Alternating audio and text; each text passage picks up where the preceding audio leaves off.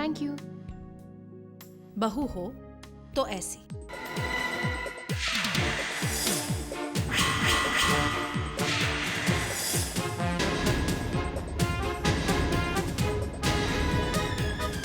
और मेरा बेटा भी कुछ कम नहीं है।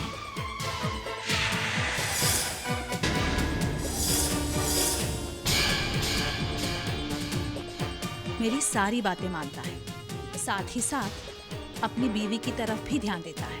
सचमुच मैं कितनी भाग्यशाली हूँ। हरिओम हरिओम।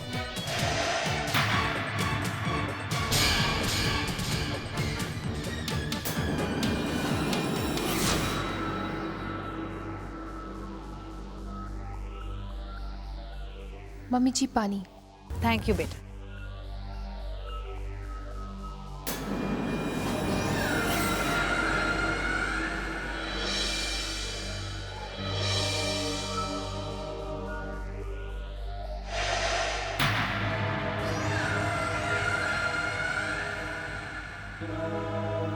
ये वेटर अभी तक क्यों नहीं आया? चलो चलकर देखते हैं करण।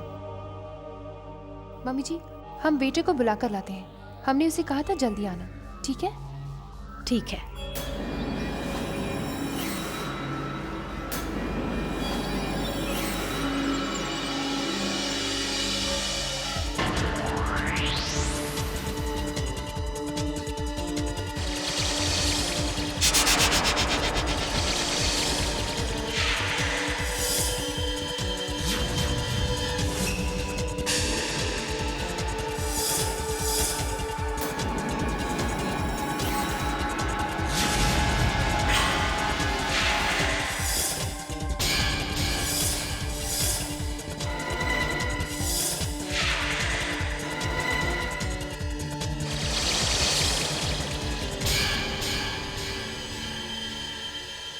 सिर्फ तुम यहाँ क्या कर रहे हो? हाँ तनीषा, मैं जानता हूं कि तुम यहां शांति से नहीं बैठोगी। अरे तुम जैसी औरत तो दूसरों की जिंदगी बर्बाद करने पर तुली हुई, और ये मैं हरगिज़ होने नहीं दूंगा। तनीषा देखो ना, ऊपर वाले ने मुझे यहां पर भेज दिया तुम्हारी प्लान पर पानी फेरने के लिए। ये रहा आपका लेमन जूस।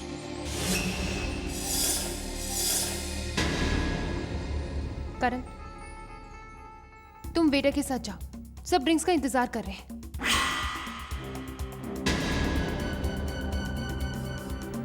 ये भी ले लो।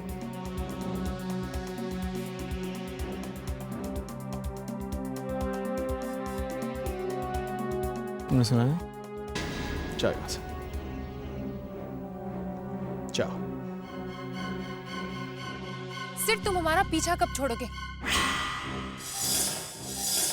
वैसे भी तुम्हें ममता के बिना चैन नहीं आता होगा ना? और शट अप तनीषा।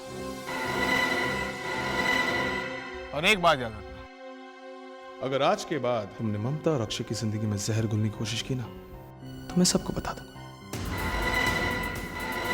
तुम्हारे बारे में, तुम्हारी इरादों के बारे में।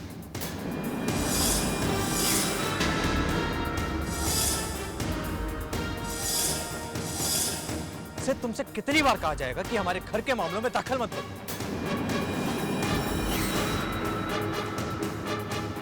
क्योंकि अक्षय को तुम्हारी सच्चाई बताने के लिए मुझे 1 मिनट भी नहीं लगेगा।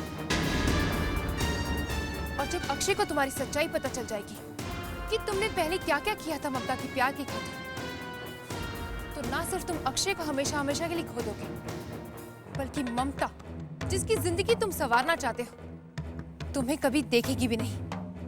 वो दोनों तुम्हें अपनी जिंदगी से बाहर कर देंगे, समझे? तनीषा, कौन किसकी जिंदगी से बाहर निकलने वाला है तो सिर्फ वक्त ही बताएगा। लेकिन तुम याद रखना, मैं अपना इरादा कभी नहीं बदलने वाला। मैं तुम्हें और कोई खेल खेलने नहीं दूंगा, इसके लिए चाहे मुझे कुछ भी करना पड़े। Be fair, Tanisha. Just be fair. You too, Sid. क्योंकि मैं कब क्या करूंगी तुम अपने सपने में भी नहीं सोच सकते। Do you get that? Do you get that?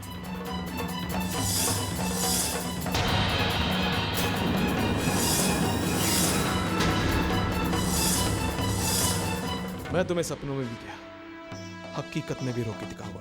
And do you get that?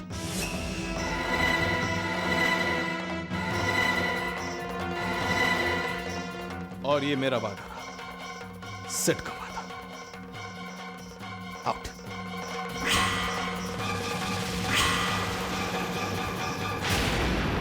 अनंत, तुम लोगों ने ऐसा बर्ताव सहन कैसे कर लिया? मैं तो उस वेटर को, रेस्टोरेंट वाले को कभी माफ नहीं करूंगी। मैं तो चाहती हूँ कि वो रेस्टोरेंट बंद हो जाए। ये कोई तरीका है कस्टमर से पेश आने का?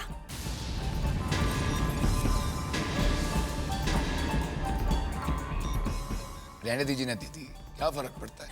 तुम्हें नहीं पड़ता, पर मुझे फर्क पड़ता है।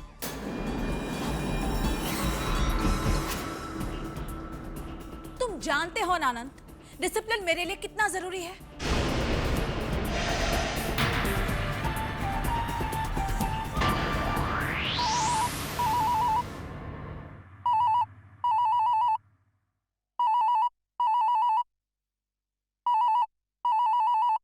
हेलो।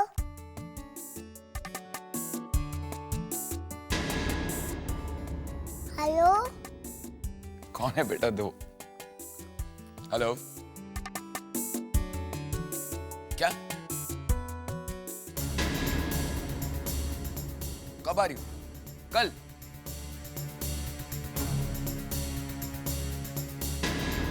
अच्छा, नहीं बताओगी? ऐसे ही तुम्हें इतना बड़ा नहीं किया।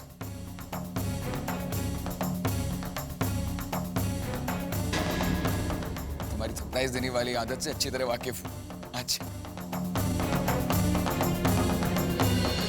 ओके बेटा, बाय।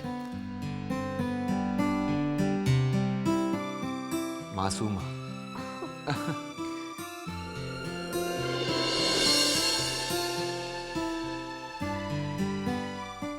करण, मम्मी जी कह रही थी कल मासूमा आ रही है। हाँ तो हमें कुछ करना होगा। अरे इसमें करना क्या है? उसका अपना घर है, जब चाहे आ सकती। तुम्हें तो हर बात डिटेल में समझानी पड़ती है। अरे मासूमा इस घर में आएगी, उसकी दोस्ती ममता से होगी और फिर वो इस घर को जोड़ने की कोशिश करेगी, समझे? Okay, that veg.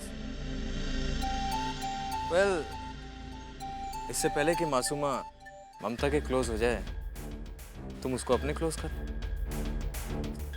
And I am sure ये करने में तुम्हें ज्यादा मुश्किल नहीं। तुम बिल्कुल ठीक कह रहे हो करण। मैं मासूमा के लिए कोई एक्सपेंसिव गिफ्ट खरीद लेती हूँ, राइट? सॉरी तनिषा, मासूमा का तुम एक्सपेंसिव गिफ्ट्स देके इम्प्रेस नहीं कर सकते।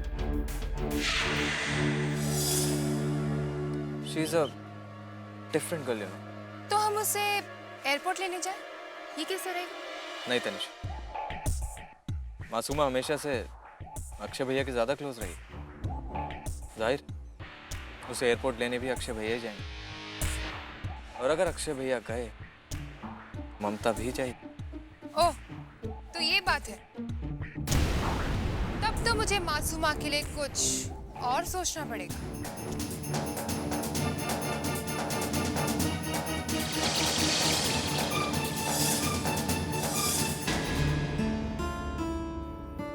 कितने दिनों बाद लौट रही है हमारी लाडली। अरे लाडली नहीं, लाडला को भाई। अरे जिस लड़की के एक समय इतने छोटे छोटे बाल थे, जो स्पोर्ट्स में पार्टिसिपेट करती थी और जिसके सारे कॉलेज के दोस्त लड़के थे, ऐसी लड़की को तुम लड़का ही तो कहोगी। हाँ डैड, उसका फेवरेट स्पोर्ट टेनिस।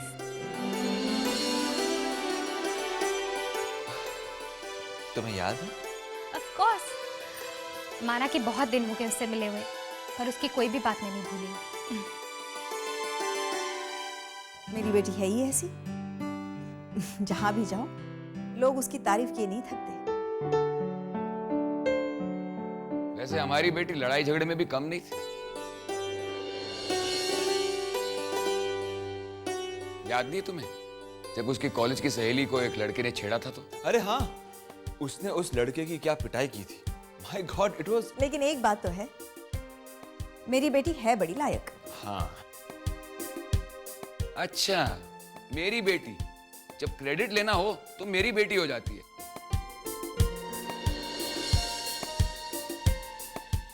तुमको याद नहीं है, जब उसे पेरिस जाना था फैशन मॉडल बनने के लिए, तो सिर्फ मैंने उसे सपोर्ट किया था, सिर्फ मैंने।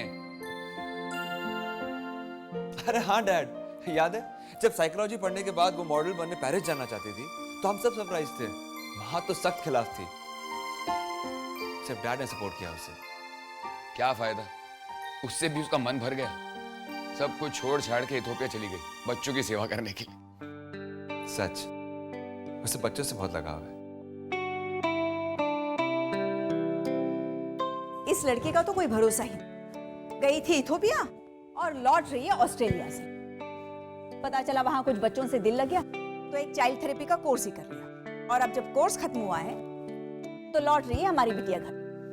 लेकिन दमयंती, कुछ भी कहो, मैं बहुत खुश हूं। ऐसा लग रहा है जैसे इस घर की चहल पहल परसों बाद फिर से लौट आई है। जी बाबूजी, मैं बहुत अच्छी तरह से जानती हूँ, जब बेटियां घर से दूर हो जाती हैं तो माँ बाप कितने अकेले हो जाते हैं।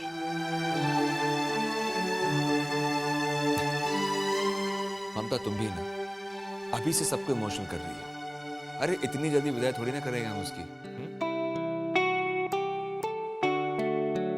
वैसे आप सबसे ज्यादा खुश तो मैं हूँ, इतने दिनों बाद वो आ रही है। वो मेरी और अक्षय की शादी पर भी नहीं आ पाई थी। अब कल वो आएगी ना, तो देखना मैं उससे इतनी सारी बातें करूंगी कि दिल की सारी भड़ास निकल जाएगी। बातें या गॉसिप? भैया जरा सामान उतरवाना। किधर जाने का मैम साहब? जुहू। नहीं जाएगा। क्यों? अरे अपन का मर्जी, नहीं जाएगा। आप दूसरा टैक्सी देख लो।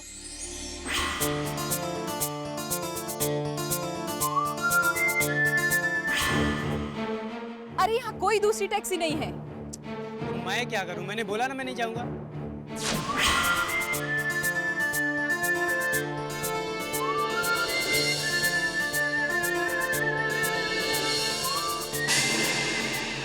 मैं इतना सारा सामान लेकर कहाँ जाऊंगी? अकेली औरत हूँ। जुहू पास में ही तो है। इसीलिए नहीं जाऊंगा।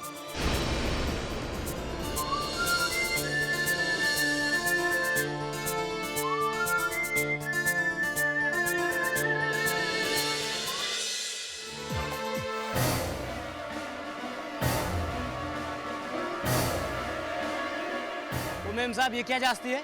मैंने कहा ना मैं नहीं जाऊंगा। तुम्हें शर्म नहीं आती? अपने से बड़ों से कैसे बात की जाती है, ये तुम्हें सिखाना पड़ेगा क्या? चलो सामान उठाओ। ये क्या जाती है मैम साहब? मैंने कहा ना मैं नहीं जाऊंगा। मैं नहीं जाऊंगा तो क्या कर लेंगे आप? अच्छा, लाइसेंस दिखाओ, दिखाओ लाइसेंस और चलो पुलिस के पास। ये तुम्हारी माँ की उम्र की है। अगर जरूरत नहीं होती ना, तो तुम जैसे इंसान से बात तक नहीं करती। अब क्या पसंद करोगे? पुलिस के पास जाना या फिर मैडम को घर छोड़ दोगे? जी मैम साहब। आइए आंटी, बैठिए, ये आपको पहुंचा देगी। थैंक यू बेटा। इट्स ओके आंटी, मैं जानती हूँ कि बिगड़े हुए लोगों को सही रास्ते पे कैसे लाया जाए। आखिर साइकोलॉजी की स्टूडेंट हूँ ना। ओहो, कहाँ जा रही हो बेटा? आंटी मैं वर्सोवा जा रही हूँ। अच्छा, तो तुम हमारे साथ चलो, कोई दूसरी टैक्सी भी नहीं है यहाँ। हाँ आंटी, ये सही है। और अगर मैं आपके साथ हुई तो ये आपके साथ नाटक नहीं कर पाएगा। चलिए। सुनिए, चुपचाप पहले जुहू चलिए और फिर वर्सोवा। और एक और बात, मेरा सामान उठा के डिक्की में रख दो। आइए आंटी।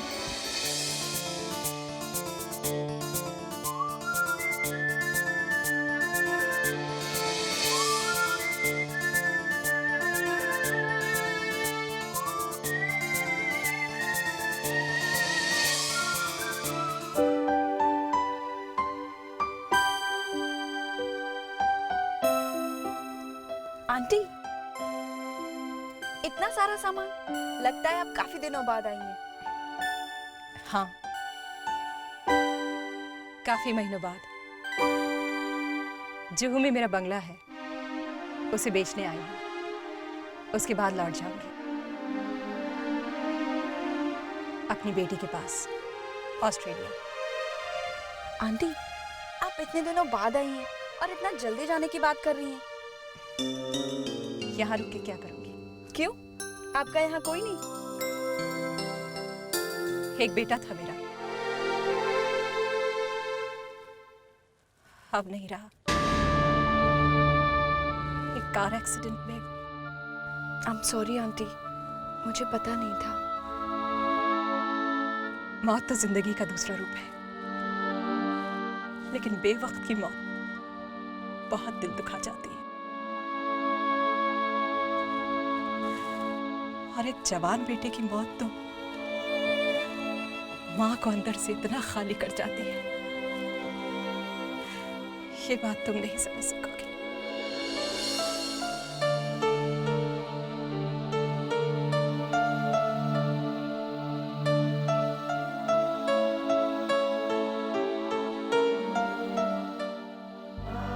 अपने बेटे के लिए लाई, जाके सबसे पहले उसके फोटो पर चढ़ाऊंगी। मेरा बेटा था भी चंदन के जैसा, जहां जाता अपनी खुशबू बिखेर देता। सिद्धार्थ नाम था उसका। प्यार से उसने अपना नाम सिड रख लिया था। क्यों? वो कहता था कि कहीं किसी दिन मैं बुद्धि की तरह घर छोड़कर चला गया तो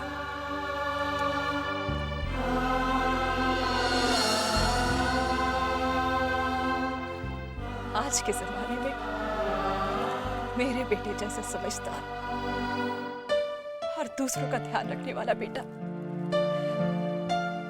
शायद ही किसी को नसीब होगा। शायद भगवान ने उसकी उम्र कम लिखी थी।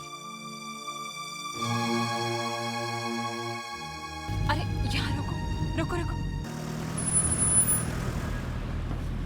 मैं तुम्हें जरूर बुलाती, लेकिन बहुत दिनों से बंद पड़ा है, पता नहीं किस हालत में हो।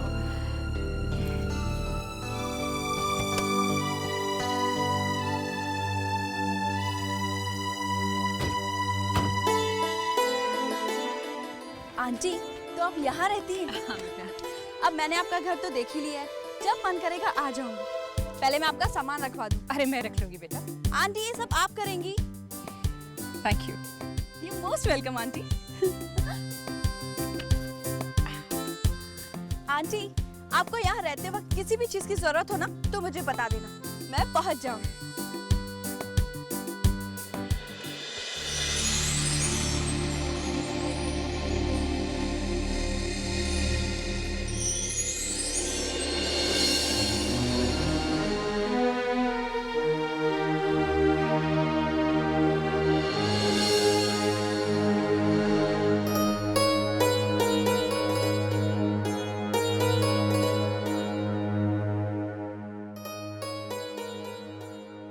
सिड मेरे बेटे, काश कि मैं तुम्हें एक बार देख पाती,